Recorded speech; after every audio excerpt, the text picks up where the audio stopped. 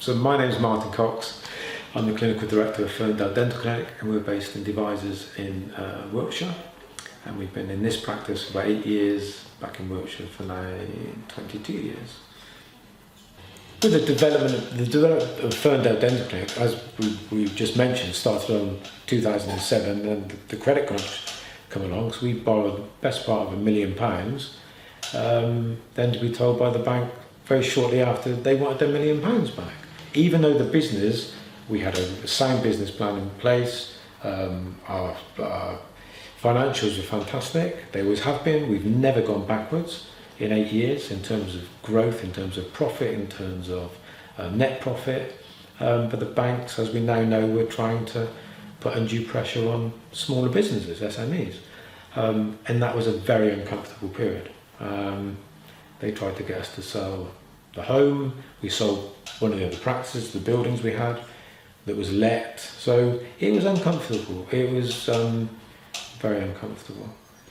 But dig in and keep going, really. And here we are on the other side, which is fantastic. During that time period, I think Clear Vision were instrumental in ranging, even though they were probably fruitless meetings with the bank, they kept the dialogue and the communication, because you do get very dismayed and quite low at times. The last people you want to be talking to is the bank, because they're the ones that are putting the undue pressure on you. So Clear Vision were paramount in orchestrating meetings with the bank to keep that communication going, which in retrospect was a good thing, because we knew where we were going. It was just convincing them that, you stand back and hang on to our coattails. The conviction was always from ourselves and from having a sound business plan and a vision and a goals in place, and the monitoring of that. Because without those management figures and future predictions of cash flow forecast, etc., we all know you might as well write them and throw them away. Because if you don't stick to it and monitor it, you're not going to get there. So it's all very well just doing a cash flow forecast and then not looking to see where you're going to get to. You have to be on that like a rash all the time.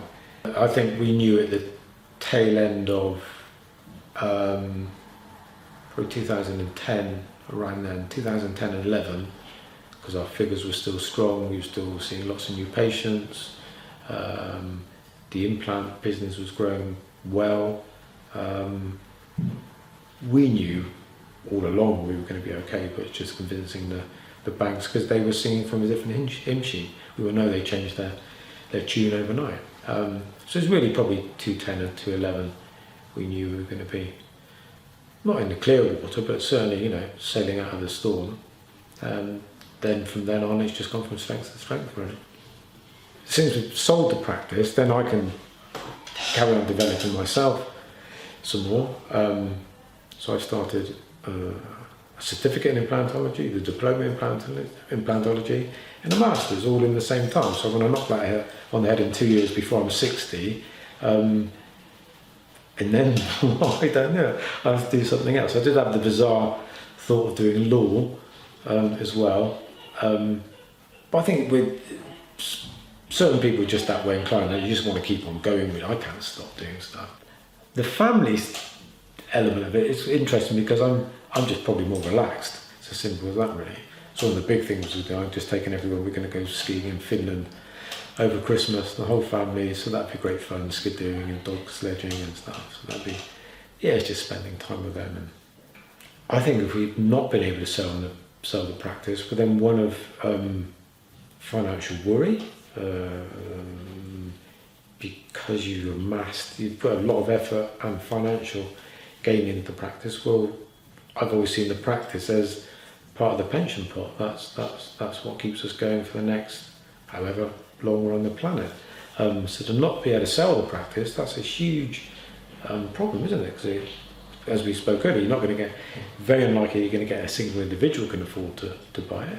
You probably want a husband and wife team to buy it. Even then, it's a big practice. There's 22 in the team. It's an expensive practice to buy. So you've got that sat there in your retirement years looming as a white elephant. It's swinging around your neck. Still got the premises.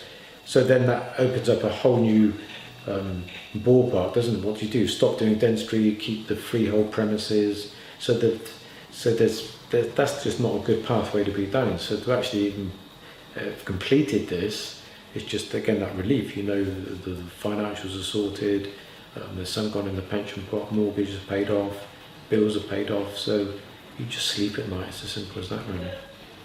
In achieving your own personal goals, whether that is actually retirement and not working anymore, or keep on working or developing, or even starting another business, do you know what? I reckon you just got to believe in yourself, quite honestly, and you've just got to listen to yourself and those people you trust around you. We've discussed this on the back of selling, and do you know what? It's the belief that Rob had in us that we would actually achieve in the business. We'd make the business work, we'd pull through the difficult times, and to be honest, upon reflection, Rob has always been there through the difficult times and now the good times, and that's fine, because he's always believed in what we could achieve. And to have, when everybody again, I'm going to hark back to the credit crunch period, when you've got people saying you're no good, you can't achieve and stuff, to have that, because we all need somebody in life to sort of lean on a bit, and to have Rob always there, always come out with different ideas. We don't always act on all those ideas at the time. You've got somewhere there all the time trying to guide you, and it really knows you in, because Rob knows me inside out. Over the years I've been doing it, I don't know Rob so well as he knows me, but he can read me like a book. And to have that as an accountancy firm, but also as a firm that actually, trying to get their clients to the end process, the retirement, or in a good position, that's paramount, isn't it? You've got to, rather than just you another number on a page and whatever, and we're going to take the money every year. I've never had that feeling from Rob.